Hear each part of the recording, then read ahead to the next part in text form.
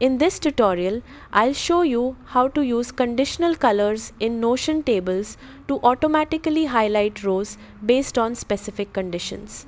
This makes it easier to spot important information at a glance. Let's get started. Open the Notion database where you want to apply conditional colors.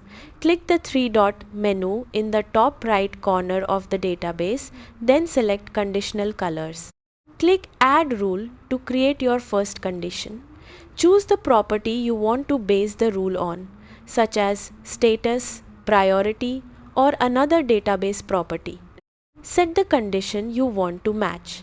For example, you can highlight rows where the status is in progress or where priority is high. Next, choose the color you want to apply. You can select a background or text color depending on the available options. Save the rule and matching rows will be highlighted automatically. You can create multiple rules for different properties and values, making it easy to visually organize tasks, projects, or any other information in your database. Whenever a property's value changes, the colors update automatically.